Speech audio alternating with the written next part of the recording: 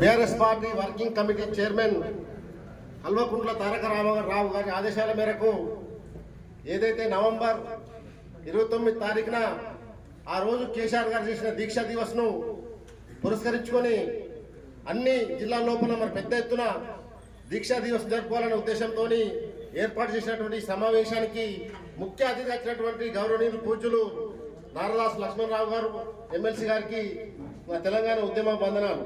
అదేవిధంగా గౌరవనీయులు పూజ్యులు ఆసిఫాబాద్ శాసనసభ్యురాలు అక్క గోలక్ష్మి గారికి ప్రత్యేక ధన్యవాదాలు.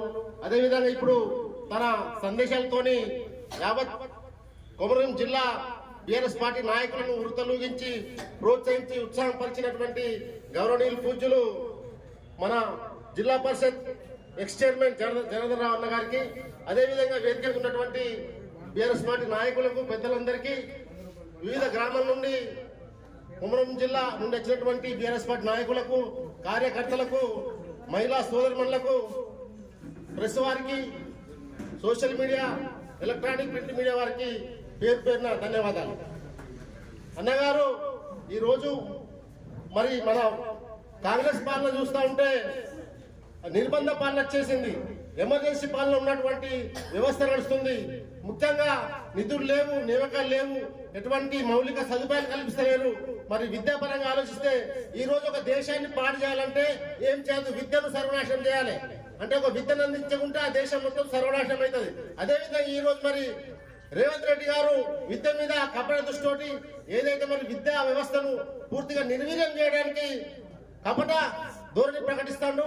దానిలో భాగంగానే ఈ రోజు మరి గురుకులాలన్నింటిలో కూడా సరైన తిండి లేక, మౌలిక వస్తువులు లేక, వాళ్ళకి చెద్దరు లేక, చదువు లేక వాళ్ళందరూ మరి పిట్టల లేక రాలిపోతాను.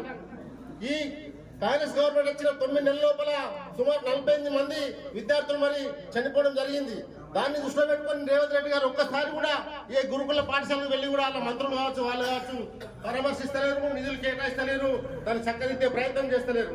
అదేవిధంగా ఈ రోజు మరి కాంగ్రెస్ పార్టీ నాయకులు నియంతృత్వ ధోరణి అవలంబిస్తారు. దానికి ఉదాహరణ ఏదైతే మొన్న చౌదరి శైలజ చనిపోయిందో అక్కడ ఒక శాసనసభ్యురాలు ఉండి పరామర్శించడానికి, వాళ్ళకు భరోసా ఇవ్వడానికి వెళ్తే అడ్డుపడడం అనేది చాలా నియంతృత్వ ధోరణి.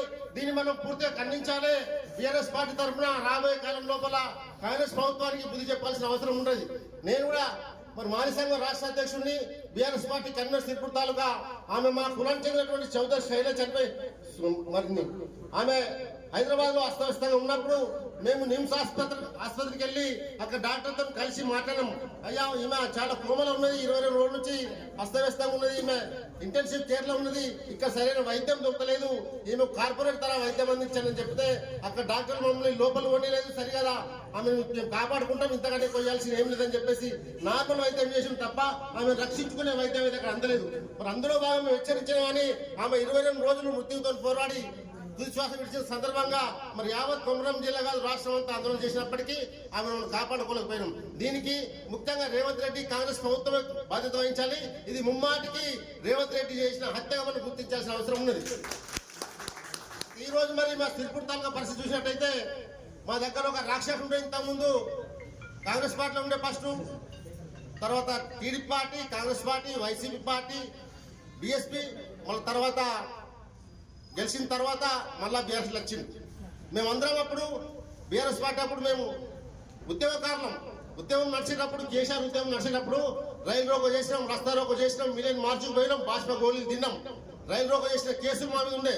అటువంటిది అట్లా గెలిచిన తర్వాత బీఎస్పీ నుంచి మళ్ళా మనకు బీఆర్ఎస్ పార్టీ వచ్చి పాములు పెట్టిన పుట్ట, చీమలు పెట్టిన పుట్టల పాములు ఇంకేటట్టు మా అందరినీ సర్వకోసం పంచుకున్నాడు. బీఆర్ఎస్ పార్టీల మీద దాదాపు 40 అటసిట్ కేసులు చేయించిండు, రేప్ కేసులు చేయించిండు, మేము ఎక్కడ అక్కడ నిర్బంధం వహించిండు.